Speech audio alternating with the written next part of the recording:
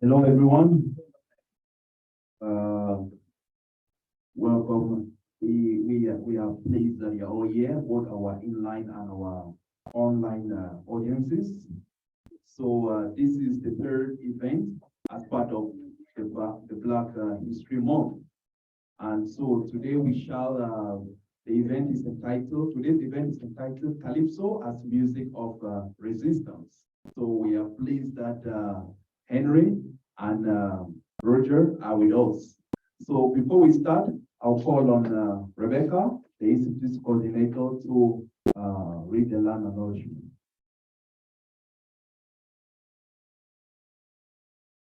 Good afternoon, everyone. Thank you for coming. So I would like to just start off our event with a land acknowledgement to recognize the Indigenous communities and the land in which York University is located on. And for us who are perhaps in Toronto, but joining from home. Yeah, I know, just to acknowledge those in Toronto, but also acknowledging that there are folks who are joining us from other parts of Turtle Island. I myself use these moments to reflect on how I, as an individual and somebody who is working on York and works remotely from home in Toronto, can work towards decolonization in my work and in my personal life. So York University recognizes that many Indigenous nations have long-standing relationships with the territories upon which York University campuses are located and perceive the establishment of York University. York acknowledges its presence on the traditional territory of many Indigenous nations, and the area known as Tokoroto has been caretaken by the Anishinaabe Nation, the Haudenosaunee Confederacy, and the Huron-Wendat, and is now home to many First Nation, Inuit, and Métis communities. We acknowledge the current treaty holders, the Mississaugas of the Credit First Nation. This territory is subject to the Dish with One Spoon Wampum Belt Covenant, which is an agreement to peaceably share and care for the Great Lakes region.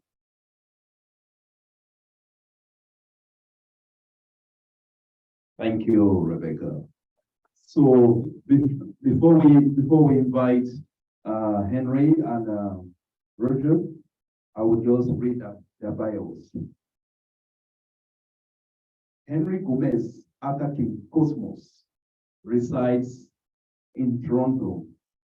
He is a multifaceted retired educator, formerly employed by the Toronto District School Board, who remains committed to education, entertainment, and community service.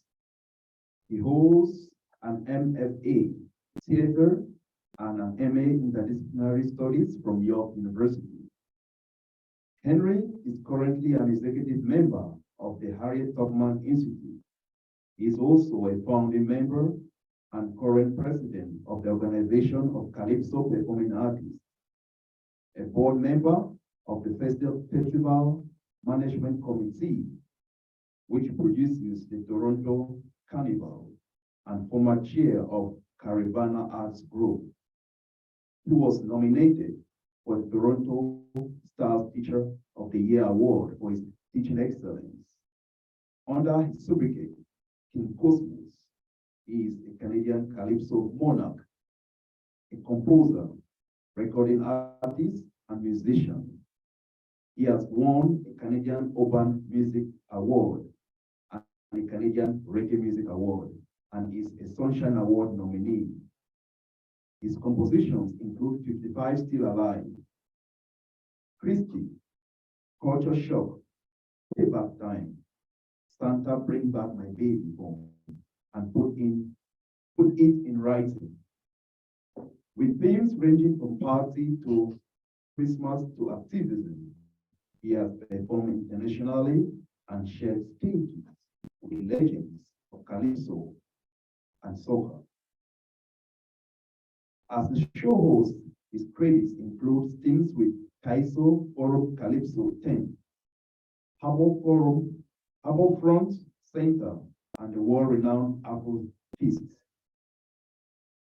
is actively involved in the education of his 7-year-old grandson.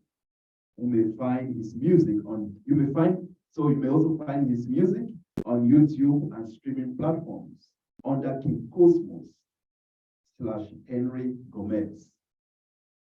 So welcome, Henry.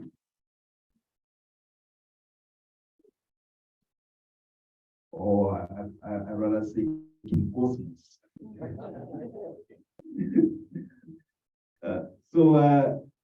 Roger Gibbs, yeah, he is a Calypso and Caribbean acoustic singer and guitarist and recording artist who is originally from Barbados.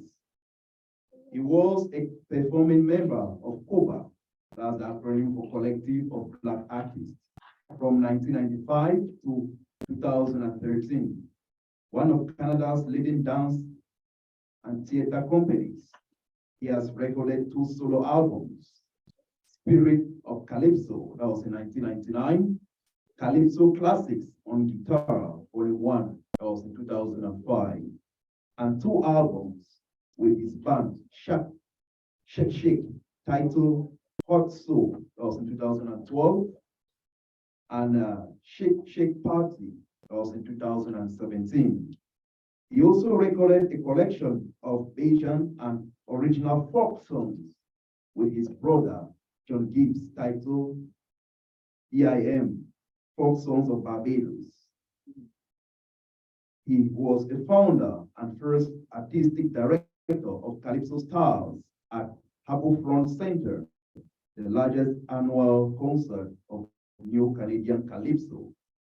In 2013, Roger received a special award from the Toronto Caribbean Carnival for his outstanding contribution to the growth and development of Calypso in Canada. Welcome. So at this time, it is my pleasure and our pleasure to welcome Henry and Rogers. Thank you.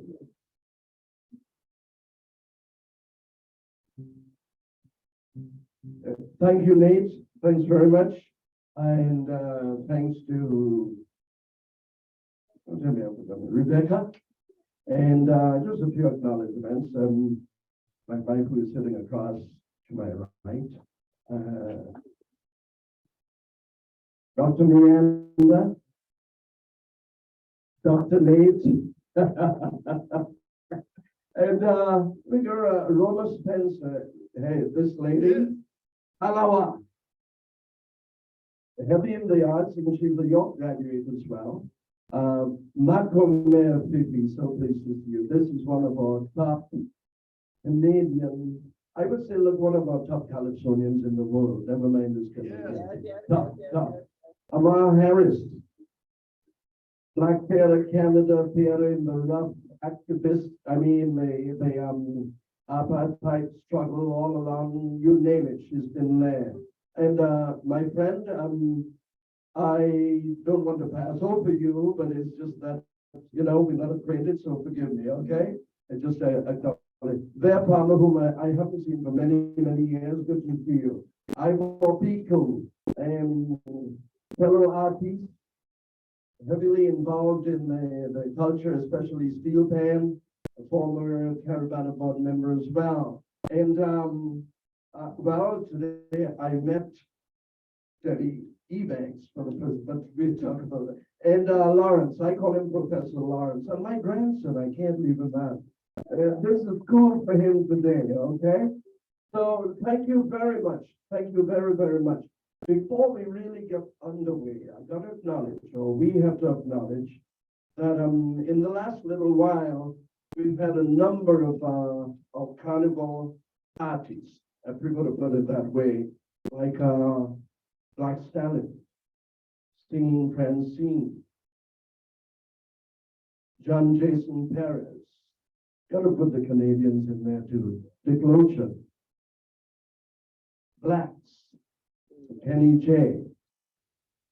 But what they have in common is that they're all performers.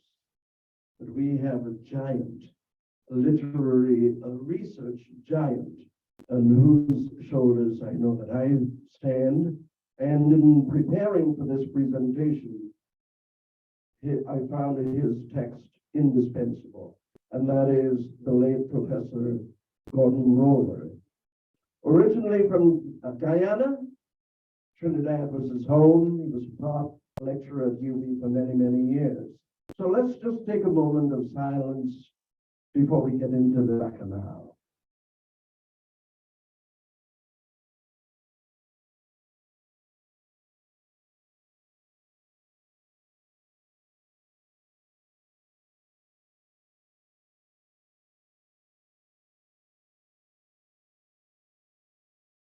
Thank you.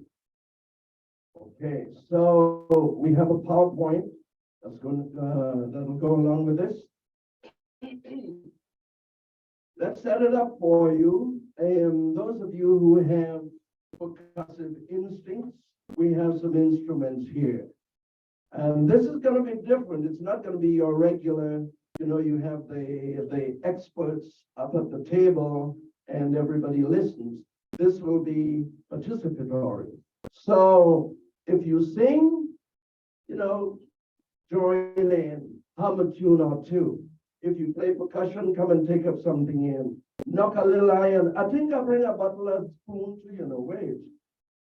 Now, for those of you who didn't understand that, I slipped into a little Trini powwow.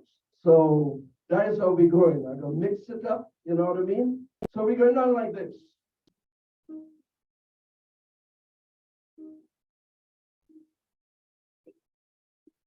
I must live from a land so far. Was caught and I was brought here because I must live.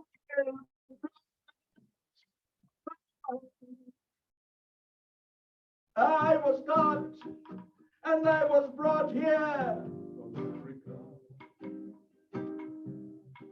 Well, it was licks like fire from the white slave master. Every day I down on my knees for weeks and weeks until we crossed the seas and reached the West Indies.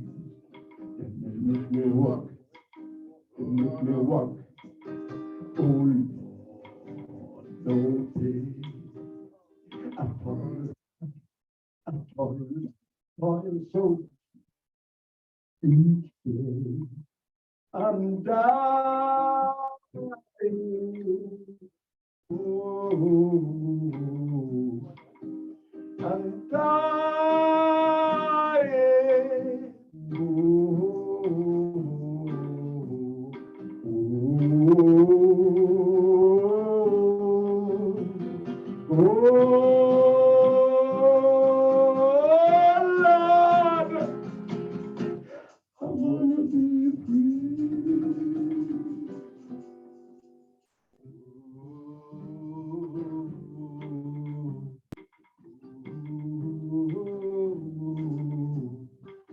Many times I wanted to run, but the English slave master standing there with the gun. Oh, I know he gonna shoot to kill. So I stay and I pray, standing still. Study night and day how to break away. I've got to make a brilliant escape. But every time I think about the whip and them dogs, my body does start to shake. They make me work. I say I work. Good Lord, no pay. I say I toil, and I toil so hard each day. I'm dying. Oh, I'm crying.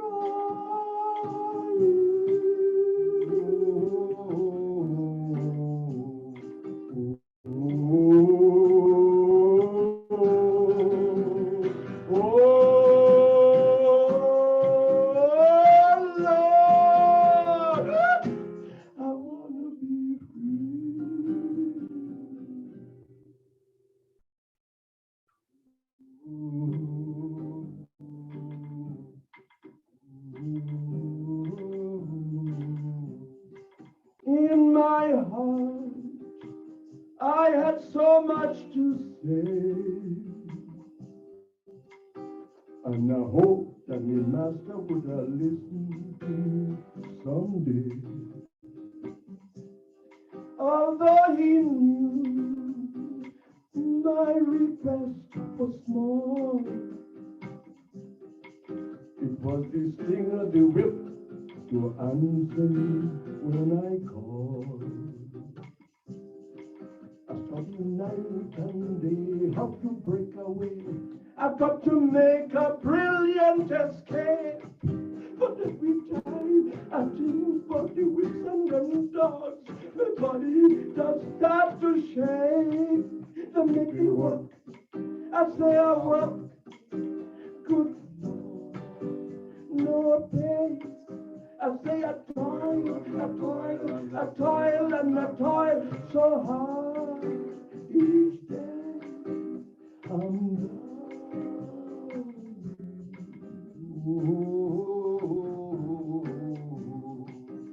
I'm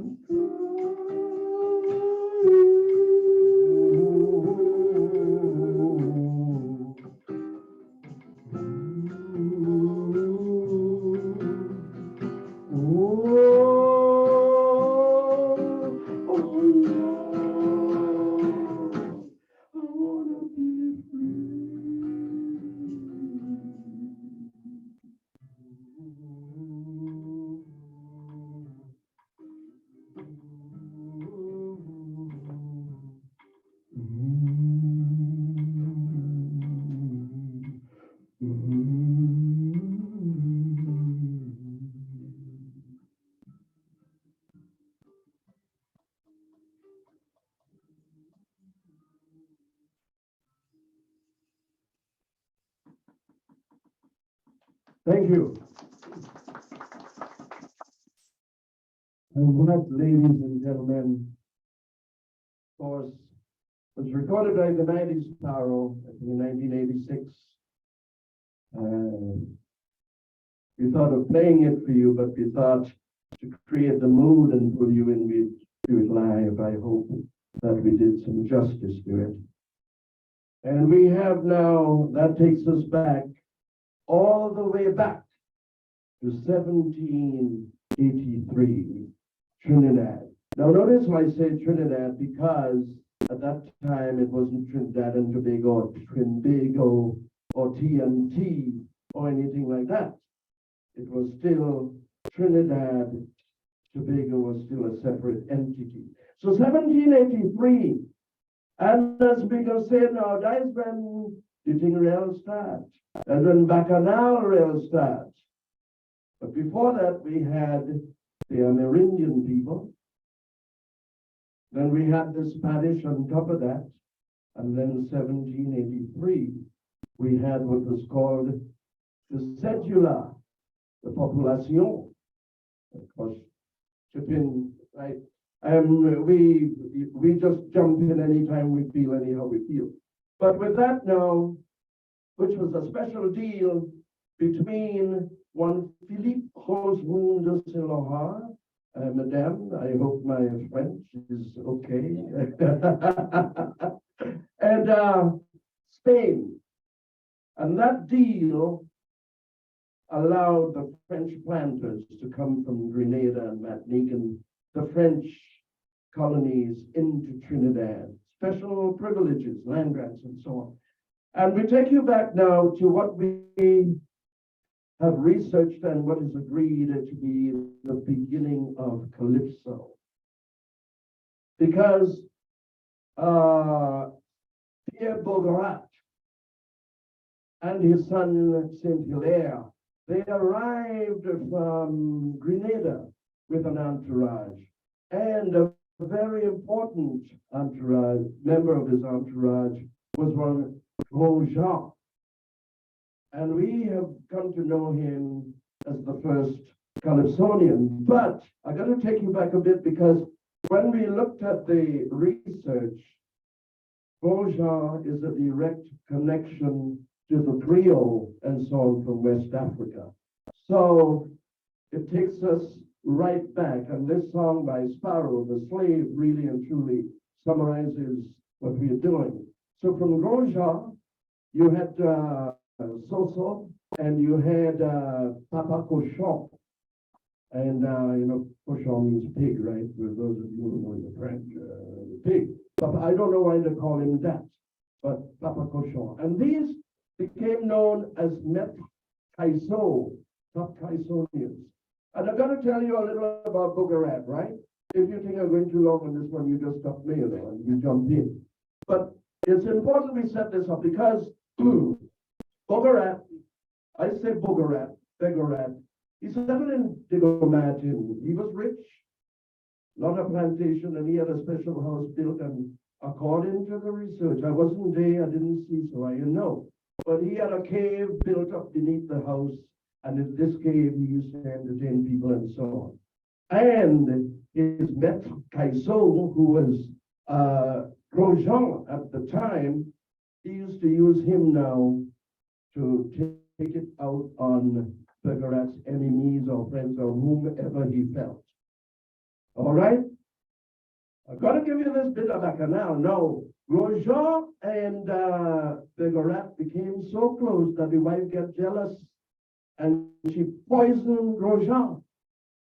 But after Ojong was so, he became Maître Calypso and then Papa Cochon. So we leave that and we set that up because it's from there things began to happen in TNT. So 1783, late in the 18th century, Trinidad is still under, Spanish rule, but the French came in. All right. So where are we going now? Well, actually, the Francophone world was in upheaval. The French Revolution, you had the American Revolution. It was a time of great upheaval in the Francophone world. The Spanish, desperate to hold on to Trinidad as a colony, because the British were obviously gaining the upper hand in the Caribbean, and the Spanish had their big colonies of Colombia, Panama, Venezuela, Mexico. Trinidad was just a little backwater island they were trying to hold on to. So the only way to develop it, because there were very few people in Trinidad at the time, was to invite other Catholics to come and settle. This is what they did with the Cédula de Población in 1783.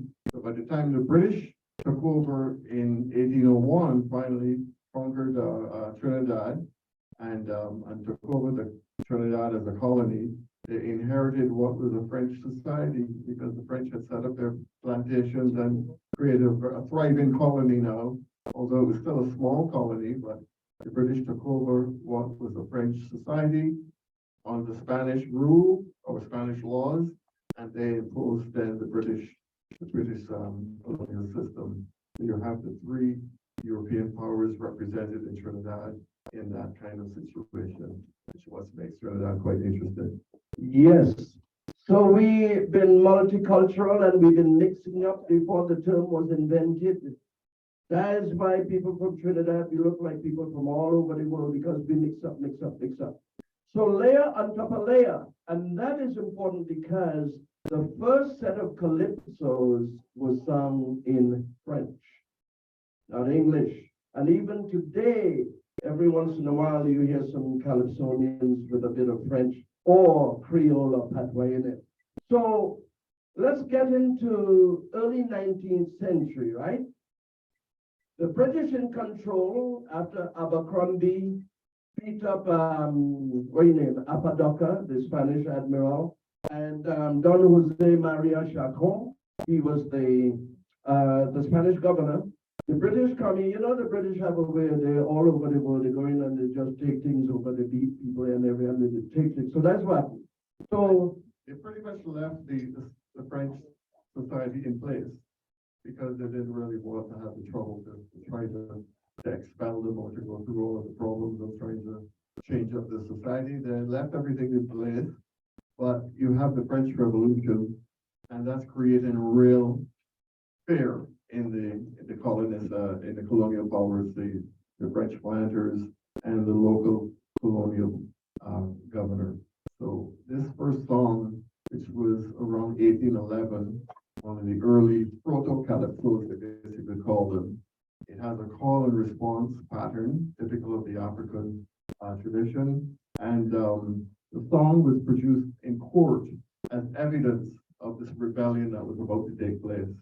And they were claiming that the enslaved people were passing messages through this song, and that this song had this double meaning. The song itself simply quotes the Catholic Mass, but the Jesus, the blood of Jesus, and the body being the bread, and the blood of Jesus, and just quoting the Mass. But when the enslaved people went into the church setting, it was opportunity for them to pass messages. One of the few situations they had to socialize. So there may have been some surreptitious stuff going on, but mostly it was fear out of the colonial powers, the amount of paranoia that was in place. So they simply saw that this song was somehow something really bad was going on here, and we like to sing the song for you. It's in French. Pain qu'a mangé, c'est bien béqué. The bread of the master is the body. Pain qu'a mangé, the bread that we eat, is the body of the master. Vin qu'a boire, c'est sang béqué. The blood that we drink is the wine that we drink is the blood of the Mass. So the simply quoting the Catholic Union chant or the ritual.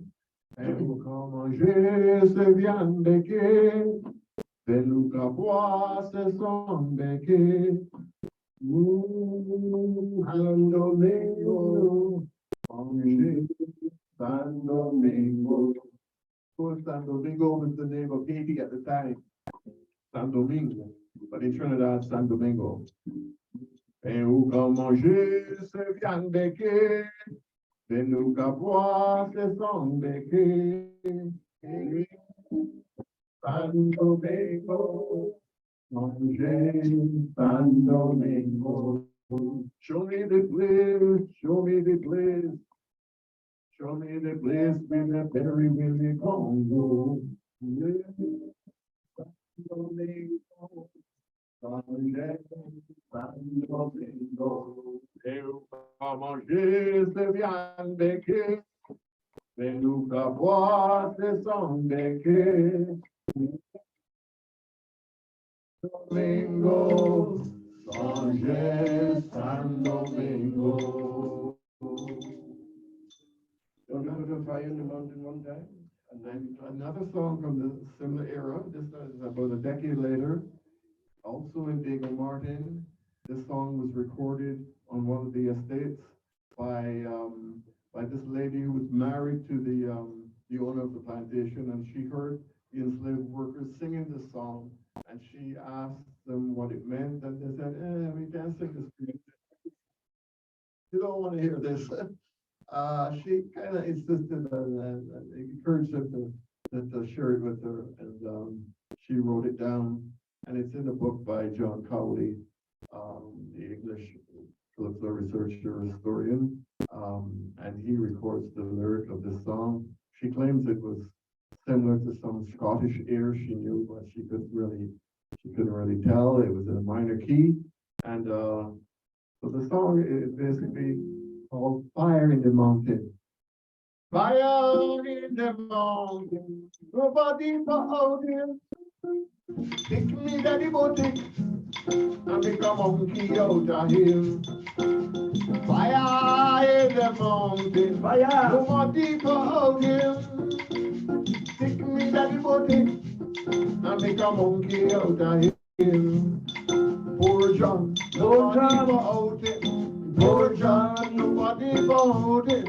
Poor John, nobody but him. Poor John, nobody but him. Poor John, nobody but him. Poor John, nobody but him.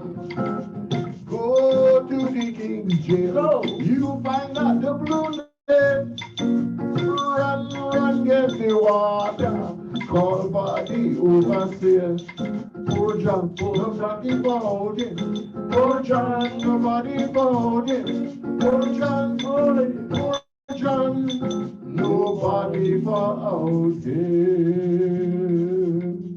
And of course, they were singing, they're going to set a fire to the mountain, and when everybody runs up to the mountain to try and out the fire, they're going to go to the king's jail where the money is stored and steal the money. So this is basically what the song was singing. Poor John. John refers to the English master. John Bull, the nickname for the English. And there's nobody, give him a stick, a walking stick, a full stick they call it, and make a monkey out of him, make a fool out of him, because there's nobody to out the fire. They can't get it out. No matter what they do, they're going to light the fire somewhere else or whatever. So the song is poking fun, very much in the tradition of satire and just bringing the powerful down to their level. And again, to keep it in the theme, Calypso's resistance, you have now the beginnings of what we call double entendre. And it's still maintained today because sometimes they had to disguise what they were really saying so the master wouldn't understand. You see? So now we have these two songs, and what's the resistance we're talking about? Well, it's resistance against enslavement, resistance against slavery, and they did it through these songs at times. And remember too that sometimes they deliberately set the fires as a means of getting back at the slave masters and so on. So these two songs are very important, as Roger calls them, proto-calypsos, because they set up, again, calypsos in French, double entendre is happening, and it shows that there's that resistance against enslavement. Very good. Well, given that we only have a short time, we have to kind of jump ahead. And, from this, we go to emancipation in the 1840s. And there's several songs from the different islands celebrating emancipation. In Trinidad is developing now as an English colony. Bear in mind that in 1800, there was only about 2,000 people in Trinidad, and there's almost 100,000 people in Barbados. So that gives you a sense of how the trajectory. You see how the day thing coming in, eh? You see that, right? Okay. So, I know. Barbados was fully developed, highly populated, very heavily populated. It was the step off point for the British to control all of the other islands. They were like the headquarters of the British Navy in Eastern Caribbean, and highly populated. And so in Trinidad, now coming along as a British colony, all of this free land that's available, that's not available in Barbados. So what happens? A lot of Barbadians start leaving and emigrating to Trinidad. So Trinidad has, throughout the 19th century, you have this whole influx of islanders coming from Barbados, Grenada, St. Vincent, Dominica, all the other islands that had long been, over 100 years, they have been British colonies now, so they're established, but they're looking for opportunities, and Trinidad is now this new colony coming along with lots of land and lots of opportunity. So Trinidad is receiving all this influx of people from all over the Caribbean that are bringing their music, bringing their traditions, and they're bringing. And then after emancipation, you have the influx of the East Indian population into Trinidad, because that started right away with the indentured servants from India and some from China to replace the enslaved Black population. So you have an incredible mixture and very dynamic society starting to form in Trinidad.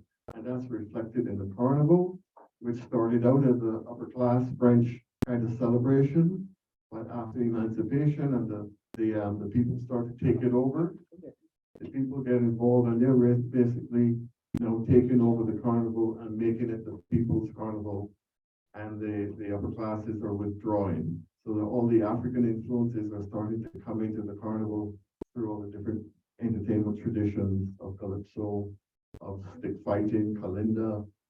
The Cannes Brûlée procession is basically adopted by the carnival. And the Cannes Brûlée was just the marches using the flambeaux, the Cannes Brûlée, where all the workers from the plantations would come together to march out into the area where there was a fire to try to put out the fire. And singing songs at the time. So that whole practice got adopted into the carnival and became that whole parade type of idea of parading for carnival and singing and getting involved with all these different activities at carnival, like stick fighting and singing Calypso and all the various dances and practices that the carnival allowed people to express. Let's do a little what people came to know as Linstead Market. And this was part of the resistance towards immigration, those Chinese who, oh, by the way, at this time, there were still free Africans arriving. And when I say free, I mean directly from West Africa. So all of the Africans there were not enslaved people. They were freed Africans at time. And in this mix, you have the War of 1812, the US and Britain, and you had a number of African, well, we wouldn't call them African Americans at the time, all the companies that made their way to TNT as well. But the inter-island rivalry, that it's abated quite a bit. But let's do, oh, not a cent, not a cent. So, the Bajans were very privileged in Trinidad at the time. And there was those who were there before looking at the Bajans because they were the police officers and the teachers and so on. So it became, what keep you singing it? Does it matter? Oh, not a cent, not a cent, not a cent to buy rice. Oh, not a cent, not a cent. Not a cent to buy rice. Again. Oh, not a cent, not a cent, not a cent to buy rice.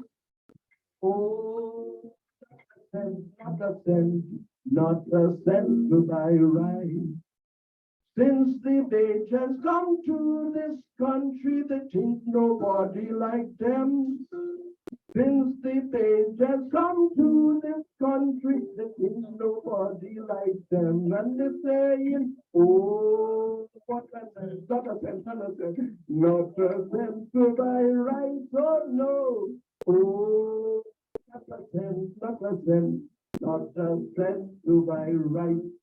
Okay, no, we didn't practice that, so that's his musicianship. But yeah, that was kind of, again, resistance, because you had inter-resistance as well. It wasn't only against the white bosses and the plantation owners. I just thought we'd throw that in.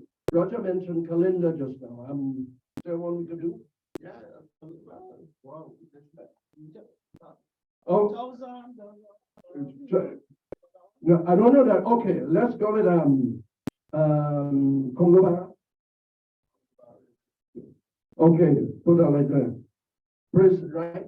Prisoner lebe, metelum by Congo Bara, metelum by Congo Bara, judge and jury go triumph for murder. Prisoner metelum by Congo Bara, prisoner judge and jury go triumph for murder. Prisoner.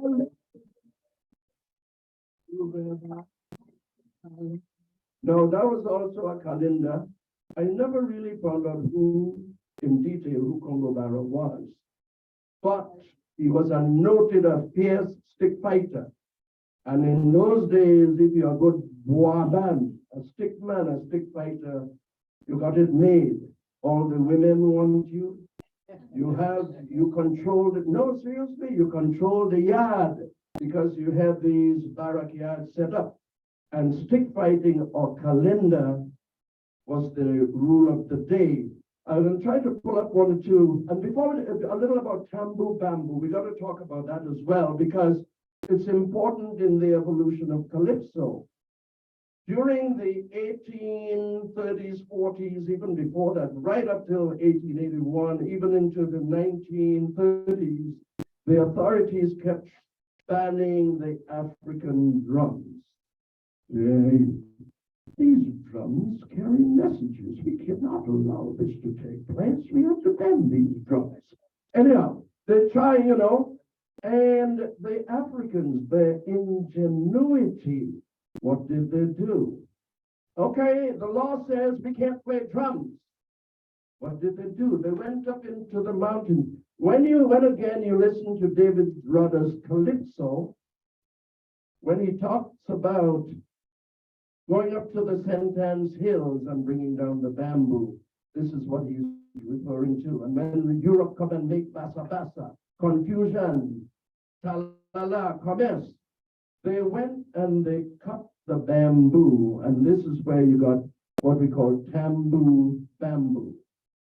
Different lengths and different thicknesses of bamboo made different sounds. And by the way, with the technology you have, a serial launch your cell phone, or you could Google thing, when I say tambour bamboo, or you could look it up.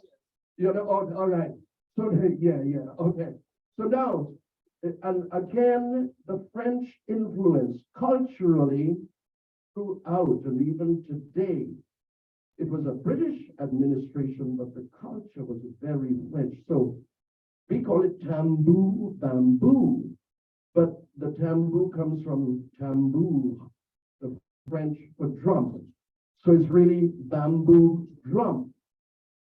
You see, tambour bamboo, when you hear tambour bamboo, but it's really tambour bamboo drum. I'll try to pull up something on the internet so you get a sense of what it sounded like. Raj? Yeah, so the tambour bamboo would have been the music that accompanied the carnival revelers on the streets. And as the drums were banned, they were replaced with percussion instruments like the bamboo of various lengths. And the chanting and the call and response, that would be the music that would have accompanied the carnival revelers all the way through. I got it. A good level. When I dead bury my clothes. Stick fight, calendar, road march, everything. Carnival, the people, right? When I dead bury my clothes, don't want nobody to cry for me. When I dead bury my clothes, put everything in the cemetery. When I dead bury my clothes, don't want nobody to wear my clothes. When I dead bury my clothes, don't want nobody to wear my clothes. When I dead bury my clothes. Take it out. When I dead, well, I'm wondering if you know. When I dead, bury my clothes. I don't know. You got to drive. It is not when I bury my clothes. It's when I dead, bury my clothes. I like, your mouth wouldn't ting if all you talk bad English, right? Let me go again. When I dead, bury my clothes. Don't want nobody to cry for me. Put everything in, come on, stop. Bury my clothes. When I dead, clothes. When I dead, bury my clothes. When I dead, bury my clothes. When I dead, bury my clothes. I don't want nobody crying for me. When I dead, bury my clothes. When I dead, bury my clothes. When I dead, bury my clothes. When I dead, bury my clothes. When I dead, bury my clothes. Bury me in La Baruch Cemetery. When I dead, bury my clothes. When I dead, bury my clothes. When I dead, bury my clothes. So this would be the type of chant, and all of these traditions, whether it's the calendar tradition with the chant, the call and response chants that are very aggressive and very riling up the crowd, or it's the ballet tradition, which was a traditional French Creole and a Black Creole, French Creole tradition of dances and drumming rhythms that they would have developed on the plantation. The songs from that tradition also came into the Calypso.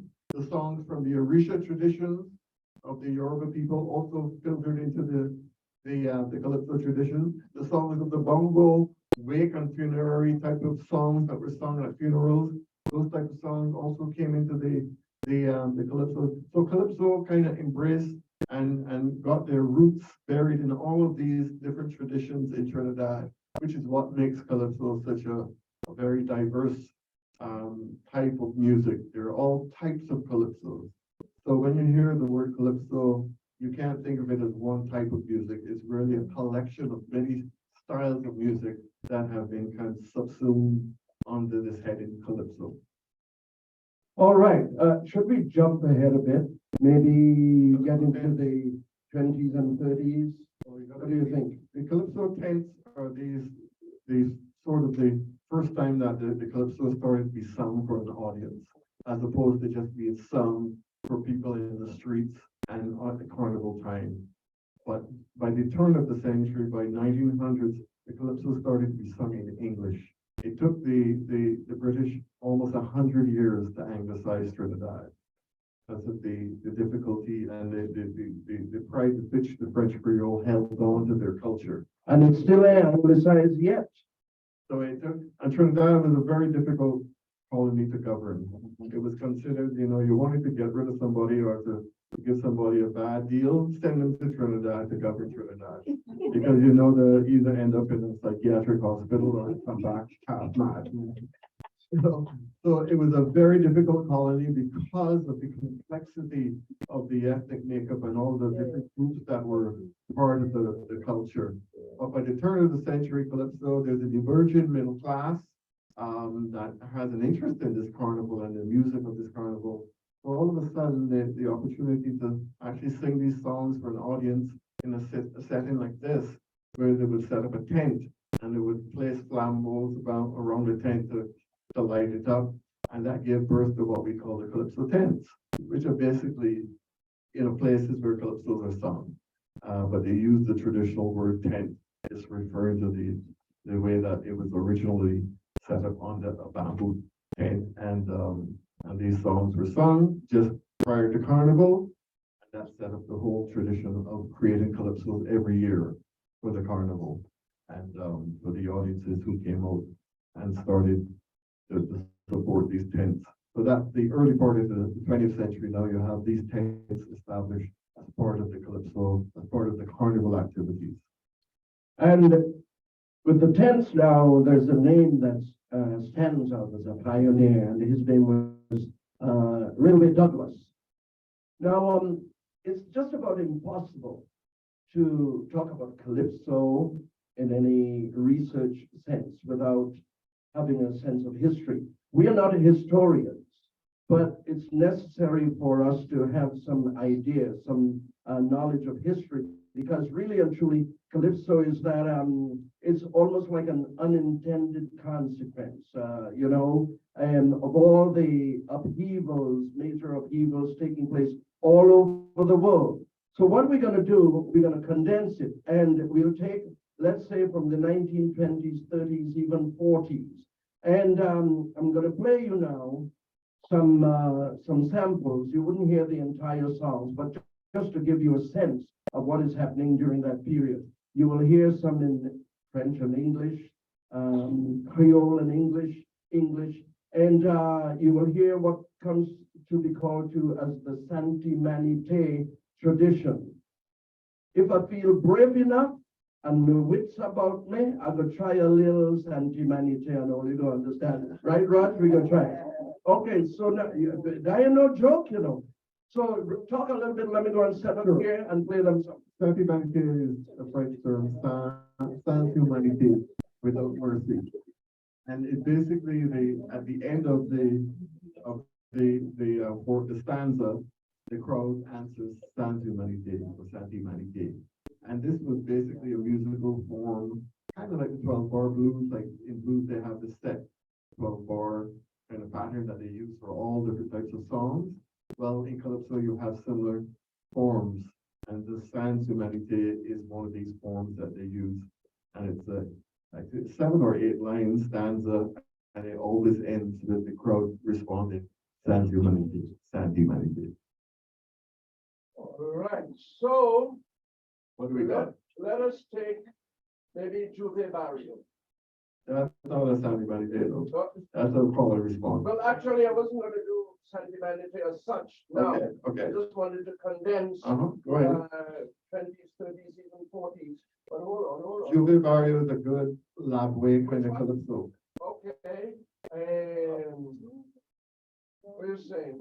march type of calypso. Calypso written for the road, for the revelers on the road. It's a call and a response. Yes. Tell you the story of you do not know about Carnival and Calypso. Juve Barrio Paleve la Mea Suyo. All right.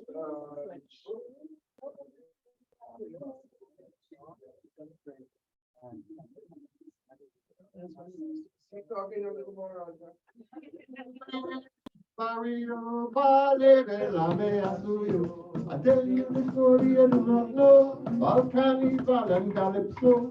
Juve Barrio Paleve la Mea Suyo. It is the folk song and ballad of the beautiful island of Trinidad. Juve Barrio Paleve la Mea Suyo. And so on. All right. Okay, hear this one. That we call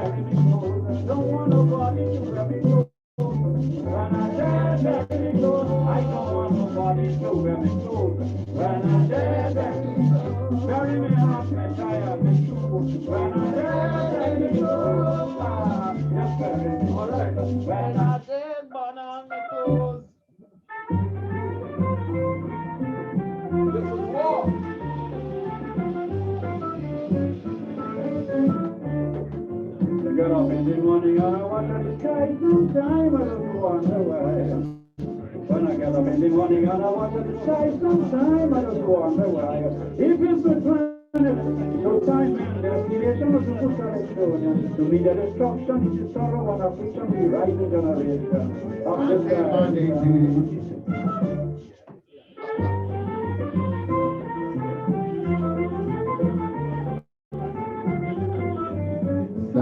When I was a boy at the age of 5, and when I told grandfather she was alive, he said, "Child, come to me."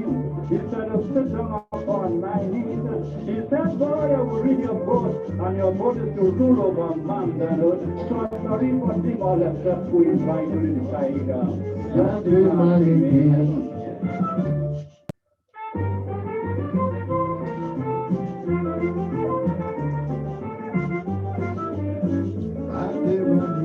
Who was your teacher? Been your schoolmaster? Have you ever had a technical advisor?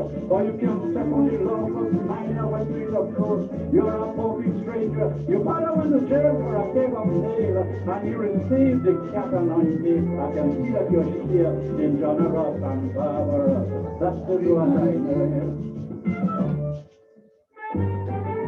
So these are the type of calypsos that developed in the early 10th, the Santi Manite style, and there are also lots of songs of resistance that come out of the tents in that era.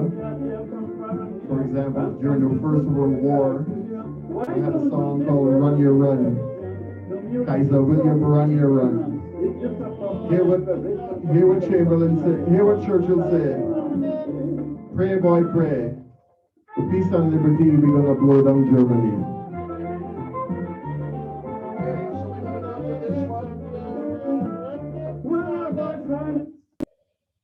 Just take a minute.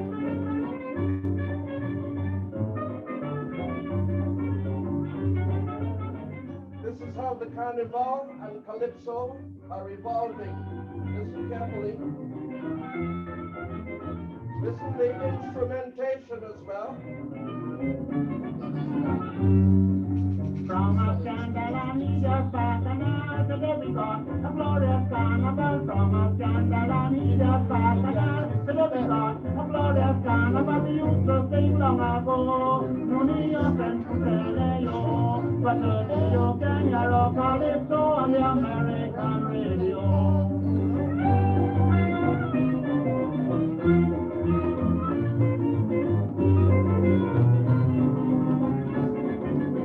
Carnival of long ago used to be, half naked women for the peace and need, with Jack and Tira held in their hand, twisting their body as they left this band. You was not even taking your robe through the next garden with bottles and souls of the day.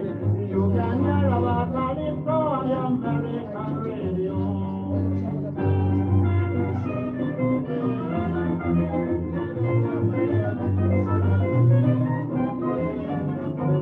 Some of the songsters I can remember was Marlborough and Executor and Black Prince Sparrow and Leonel, every confessor whom I knew well. They used to sing Mama Murillo, Captain Dick, I wonder what Papa Yoko, but today you can hear our Calypso on the American radio.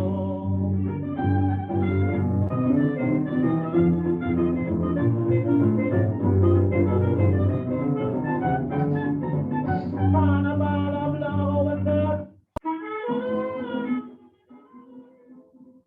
Ethiopia Italy tried to conquer Ethiopia twice, I think 1896 and 1935. The Calypsonians again were very in tune with what was happening. This Calypso by the Growling Tiger was one of the best. I think he was the first Calypso monarch we had in 1929, I think. But he's singing about the gold. Listen carefully to this one. I'll take it from the top again. Senior appeal to the League of Peace. Mussolini action for like a villain. A diva highway robber and a trailer. Yeah, I wanted to ask you a question, Yeah, okay. and that's when did Western instruments started being introduced into like Calypso? Well, you go back to The the songs are playing seems to 1920s, 30s, the violin and so on started coming in there. The photographs, more of you had the flute, well, whether the flute is European or African was a whole different debate, you see what I mean? But certainly by the 1930s, the music had definitely, the instrument. Early on in the 20th century, the instrumentations started to change. Yeah. You know, the traditional instruments were less used, and the percussion started to be replaced by a guitar, a quattro, different types of European instruments that were being adopted. And the influence, of course, of radio started to take effect. And so the introduction of, clarinets and different types of instruments as the influence of North American music started to make its way into the Caribbean. Okay, so here we go. It changes the sound of the music in many ways.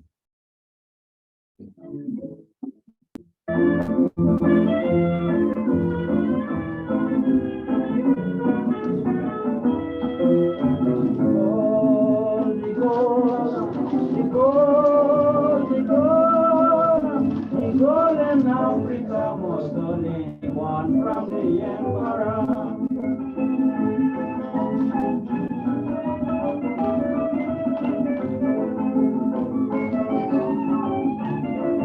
The banjo, upright piano, upright bass, the instruments of the jazz ensemble being adopted.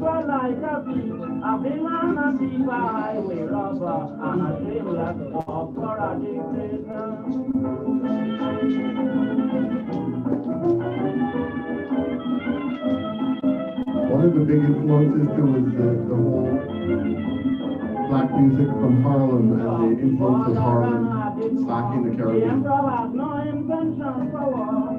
That man I call a criminal, the man destroy churches and hospitals. Okay, I'm going to switch. We're going to see different kinds of resistances through the songs, and just give you a taste, and then we can talk about them. Let me stay here with Growling Tiger a bit. Poverty, social injustice.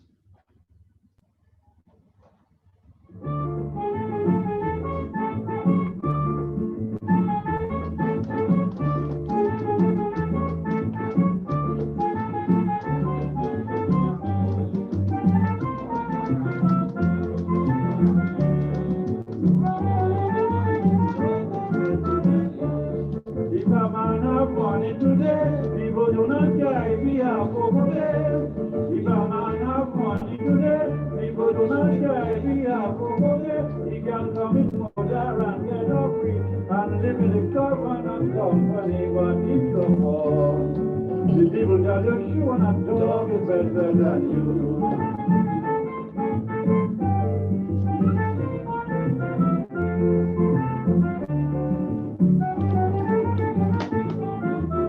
If you have money to buy in a store, you go to shake your hands from the door, call the club to take on everything, with seat long, every man time and ring. Then come to your home and have a life. You can pay the bills whenever you like. Another soul will ask you a thing, they know very well that money is king. Okay, I'm gonna jump a bit. Interesting. One of my favorite songs from the 30s is by the Roaring Lion, and he's complaining about the price of food. And it's almost a song that could be sung today.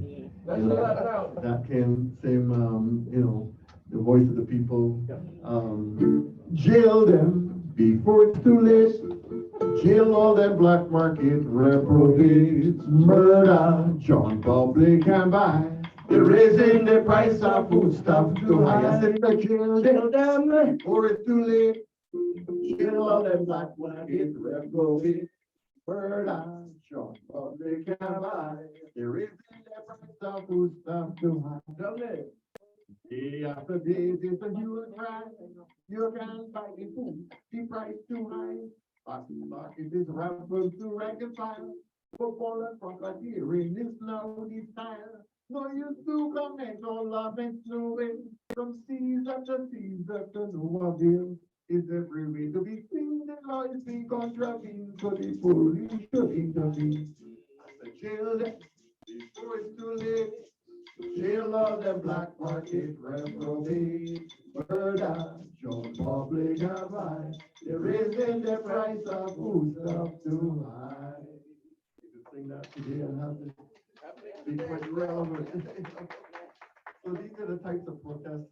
It's not protesting about being enslaved anymore. It's not even protesting. A lot of the protests against the colonial masters not being directed at the local colonial masters as opposed to, the British overseas, and protesting inequality in the society, protesting oppression of the class system that they're living under. So Calypso has become this newspaper of the day, capturing all the stories and the complaints and the gossip and the scandals that are going on, and very much in the tradition of storytelling in song. And but the music itself is evolving, as you can hear from the original accompaniments of the tambour bamboo from in the 19th century and lots of percussion, and now a more presented kind of work under the Calypso tent on a seated audience. So the guitars introduce banjos, there's the violin, there's other instruments that you're familiar with the early part of the 20th century. And of course, after the World War, the whole sound of the brass sound of Calypso, the big brass sound, enters into the story. All right, we're gonna make a big jump because I'm looking at the time. So we're jumping way ahead. I think this one is 1994. As you listen to this one, you notice we haven't really featured any females yet. This one is singing Francine, who passed recently, Francine Edwards. This song is called Mothers in Trouble. And as you listen to this one, you can see the resistance against the incursion of the state into the household, the raising of children. So listen to this one very carefully, singing Francine, Mothers in Trouble.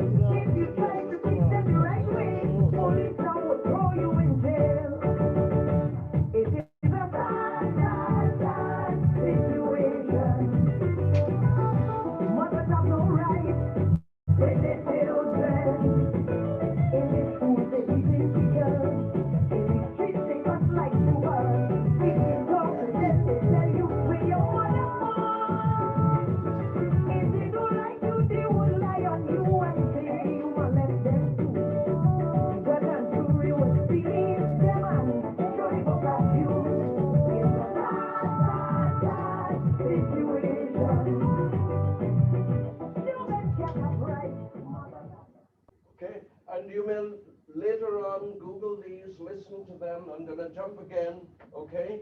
It's important, really important to hear this one, The Birth of Ghana. And again, this African, Caribbean, North American connection, it goes far back and it's still very strong. Many of you may not know, or you may know, that Ghana in 1957, the 6th of March 1957, Ghana's independence. But it's a Calypsonian by the name of Lord Kitchener, Kitch, who is deceased now. He wrote the independence song for Ghana, and that music, that song, had a great influence on Ghana's high life music. Prior to that, it was palm wine music. Today we have hip life music. But listen very carefully. It's important to understand this African connection. Here we go.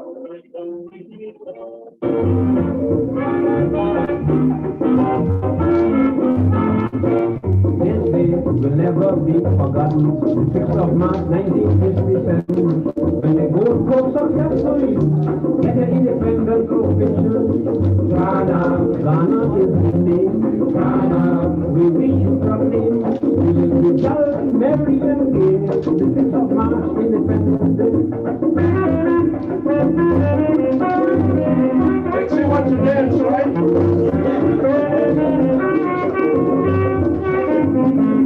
Dr. Nkrumah went out his way to make the Gold Coast what it is today. He endeavored continually to bring us freedom and liberty. Ghana, Ghana is the name. Ghana, we wish you name. We will be jolly, merry and gay. The 6th of March, Independence Day. I don't know about you, but I really want to dance. After began as agitator, then he became popular leader. He continued to go further, and now As you listen to the instrumentation in this, you can hear the prominence of the drums, more like African drums, under the music. You can hear the percussive effects.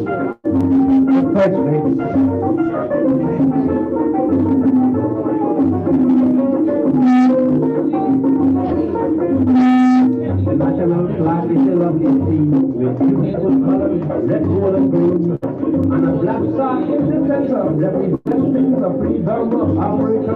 Ghana, Ghana is the name. Ghana, we wish to proclaim. We will be jolly, merry, and gay. The 6th of March, Independence Day.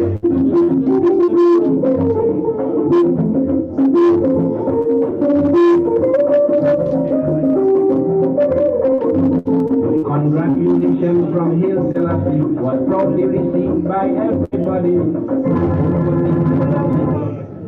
Sorry about that, hold on. Again, it's a good example of that kind of pan-African spirit that's being developed. And Calypsonians are always at the forefront of that Black empowerment movement. In the 70s, you had artists like Stalin and Shadow and others who were singing Black is Beautiful, who were singing songs about Black empowerment. And that is such a part of the whole effort of resistance against oppression, resistance against racism and classism. All the way through, you get that thread within the Calypso genre of Black empowerment. And one of the biggest contributions that we probably don't appreciate with Calypso, or is not pointed out as often, is the fact that Calypso also preserved a whole vocabulary, a whole canon of rhythms that come from Africa, of drumming rhythms in the way the music is played, in the way the singers sing, and the syncopation they use. That whole African aesthetic and the African way of creating syncopation and polyrhythms, that is captured within the Calypso music and the Calypso music throughout the decades. So that's a very, very important part of the story too. Okay, thanks, right. We're going to jump again. Civil rights movement, the 1960s, and again the Calypsonian minds are very busy. They're creating, they're observing what is happening. Listen to this. The Mighty Sparrow.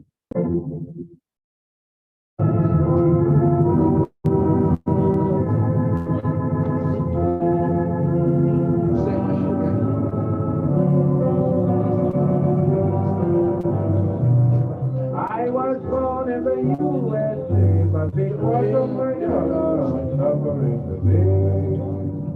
Because of my color, I'm suffering today. The white man preaching democracy, but in truth and in fact it's hypocrisy. Truth and in fact it's hypocrisy. So we want Martin Luther King for president. Let me know that we'll take the throne now.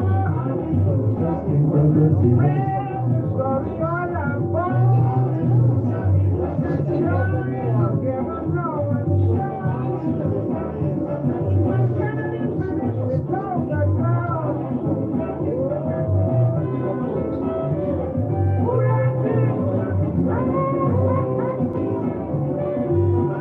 Okay. Okay, so we're about that time. I'm gonna play one more, and this is gonna surprise you, and we'll talk about the resistance of these songs afterwards, okay? Discrimination got to go. Lord, Lord, I can't take it no more. Lord, you know we can't take it no more. Is that a good fade as a DJ? Don't be afraid to say no. All right, so now, fade out, and if you fade out, you gotta fade in, right? So we come in, just to surprise all you.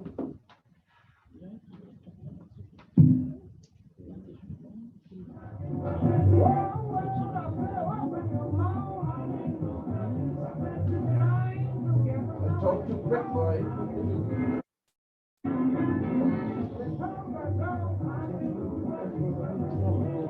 Calypsonians were never afraid to take on the political masters of the day, you know, and I can point out in the 80s when Barbados became a very powerful Calypso, finest Calypso voice and started producing some great Calypsos. You had artists like Gabby singing songs like Boots, which was basically, you know, criticizing the American presence in the Caribbean and predicting the invasion of Grenada and the whole militarization of the area. You have him singing songs like Mr. T, which is against the Prime Minister Tom Adams, and he sings T, let me go, don't hold me, let me go, control me, let me go, don't blindfold me. T, let me go, don't hold me, I aiming now to be free. I can whip your pants, I can make you dance. You can feel that I is a nest of ants. I can milk your goat, I can sink your boat, and next I'm gonna beat you with my ex. Really tough, hard-hitting political songs that were very popular. Yes. And not afraid to take on quickly get banned, of course. I think he's the most banned. You're in Boots. Milton time. Still Calypso, still title. Push back against government authority. Okay, there's a big story behind this. We may not have time to go into. In Trinidad, he was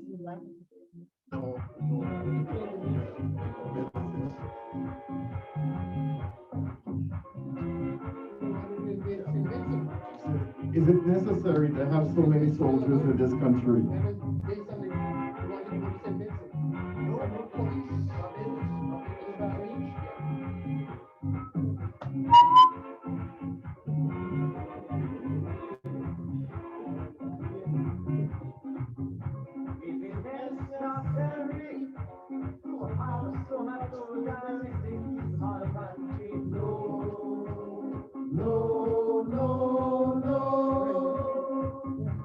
Necessary to shine soldier boots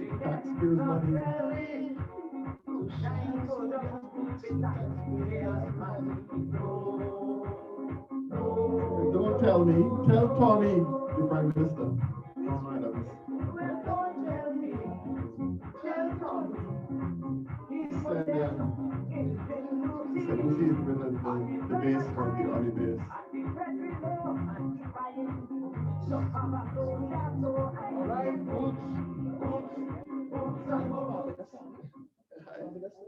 There's a lot more we want to play for you, but I'm going to end up this. It's carnival time in Trinidad. Get up and dance. but this is going to surprise some of you.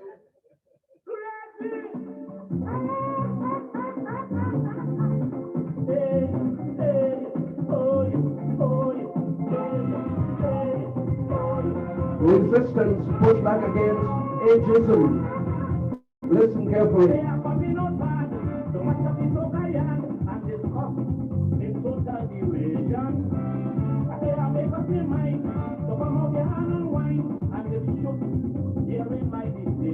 So you imagine, they say I'm a grandpa now, and I do vote for them things, like jamming and winding down, and so in Trinidad, it's hot right now. Brazil, New Orleans.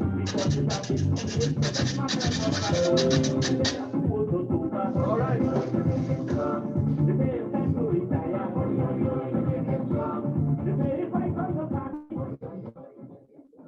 I'll just let that run in the background. We got to wind it up, but before we wanted to, to have some time for questions and answers. But one of the things we've realized from this is that in a way we could have taken 1 year or maybe 5 years of Calypso for the hour, like what we tried to cover, So for the future, we know what to do. But yes, but this song, Like Crazy, is based on Marshall Montano when he was a youth. They say are too young to soca, and that was 80 something. Now Crazy, who is a senior, he's turned it around and he's pushing back against ageism, and he's saying they say are too old to soca. So in all these songs, when you listen, even though you're chipping and you're whining and you're having a good time, because people associate Calypso music with play mass, drink some rum, take a wine, and have a good time. But there's a lot more to it than that. You really have to listen to the lyrics. All right? And up at this table, for those of you who want to have a look, we didn't get a chance to talk about it, but this album, historically of great significance, because it's the first album that sold 1 million copies. Right? It's called Calypso, even though ironically, much of the music on it is not Calypso. But in those days, what was this, 1956, 60, thereabout, 55, everything was called Calypso. Calypso had taken North America by storm. Now, I picked this up in a dollar store. I ain't ashamed to tell, not dollar store, what do you call it, Value Village, thrift store. I ain't afraid to tell all you that, You understand? People throwing everything and I picking them up. So as they say, one man garbage is another man's treasure. Well, this is my treasure. You see?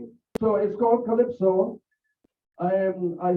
We have a collection up here for those of you who have time and you're willing. Come and take a look.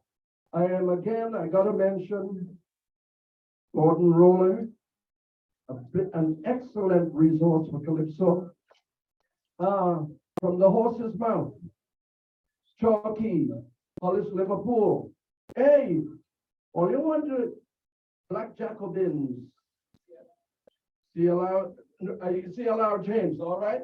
What else we have there, Roger? Women in Calypso. Women, I don't have that one, but I will get it. Rituals of Power and Rebellion. Chalk us. Well, you see how much page I have marked out? All right. I couldn't remember all them things. And on the Canadian side, the Freedom Seekers. Who that? There's Dr. Daniel Hill, Daniel G. Hill. There's another, You Don't Play with Revolution, CLR James again. An excellent result. Now, or you don't get the impression I read everything from cover to cover, because I ain't do that. All right? I just look for what I needed. W.E.B. Du Bois. He's buried in Ghana. Okay? A giant of a figure we didn't mention, but again, next time. Marcus Mosiah Garvey and the Garvey movement, the 1920s and so on. All of these things impacted on Calypso. All right, the Calypsonians were traveling. We had the first Calypso recorded in 1914. All right. Caribbean Festival. A good text to have. Oh, sorry, this one. Boy, I ain't sure who the author of this one is, you know. Honestly, I think it's a collection. We're going to talk about that after. History of the Calypso 10, Rudolph Utley. Rudolph Utley. No, you don't have to buy them, but I strongly suggest if you're interested, buy them because it's expensive. I bought all of these, but they're really invaluable if you're interested in Calypso wood. There are many, many others, okay? My collection is small, but I've been building over the years. And I must mention this one, Under the Mass. The late Jeff Henry, 2 minutes, right? He was the prof here at York University in theater, head of the theater department. His wife, Frances Henry, was a prof here as well. I think she's now a member of the Royal Society of, can't remember what it is. But you want to know about Trinidad Carnival, some good documentation, and this looks at the kind of masquerade and so on. We haven't touched on feedback. So, Raj?